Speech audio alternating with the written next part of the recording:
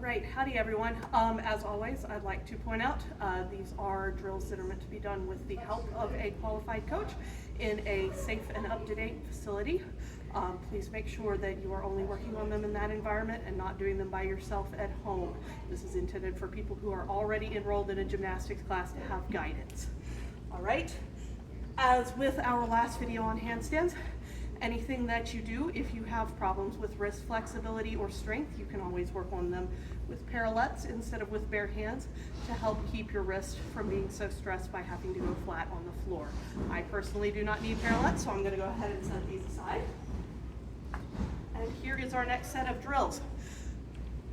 We are now going to talk about trying to kick our handstand to a complete vertical, going all the way upside down and getting our legs together. So the first thing you can try is just when you do these split handstands with your box or your mat, instead of just ending in the split, you bring your back leg up to touch your front leg as you kick up to handstands. So,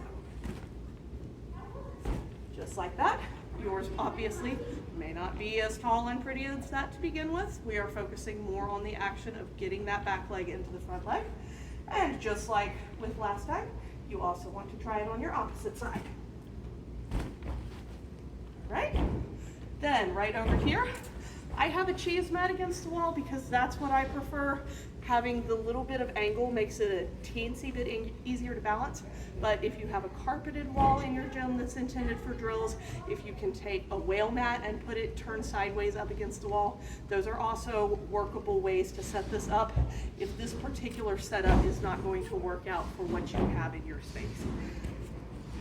So what we do here, we start out on our hands and knees just like that. You want to lift and round your back, make what we call the angry kitty cat, or some people like to call it the turtle back shape. This is the strongest shape your back can make. It helps keep you strong through your shoulders and help avoid falling over. You're going to push down on the floor and walk your feet up the wall. Some people may need to stop here to begin with, but as you get stronger, you can also walk your hands backwards until you're all the way upside down in your handstand. Once you're there, walk back down. And if you have enough space, you can also, for example, with a couple of cheese mats put side by side, or with a carpeted wall that goes a long way, or one of those whale mats like I was talking about, you can, once you get up to that handstand, go side to side down the wall. And that will help work not only your balance and your lateral strength, but it will help you get even stronger in your handstand because there are parts of that walk where you're having to hold yourself up with only one hand. Then after that, stand up, turn around. We're going to work on these same kicks to get our legs together, but now you're going to use the wall to help you find where a vertical is. So you are going to start out, your head needs to be in for this. You have to look for your front foot as you kick up to handstand. And this part of your shoulders, for ladies, it's about where your bra strap is. For guys, just think in between your shoulder blades. That is going to touch the wall and roll into it as you kick up. So my hands go on the ground, my back goes on the wall, I kick up to handstand. I can hold for like the rest of my life like this. This is pretty easy. And then step down.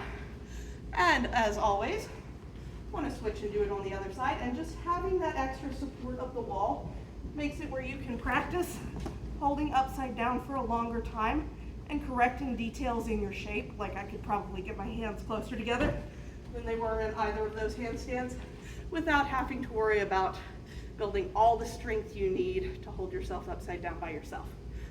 Now that is obviously, as some of you may have noticed, if you're doing it with a cheese mat like I am, you're a little bit tipped over, you're falling this way some.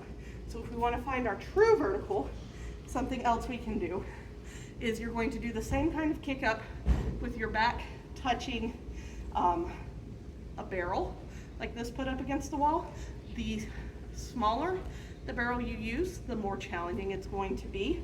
This one is kind of medium difficulty. If I wanted to make it easier, I'd get a larger barrel. If I wanted to make it more challenging, I'd get one of those teeny tiny barrels that we use with the preschoolers.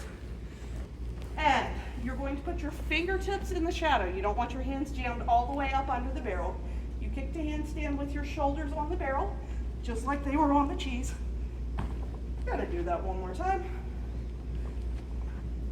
And the barrel supports your shoulders, but you have to do the work of keeping your feet up in the air right over your head.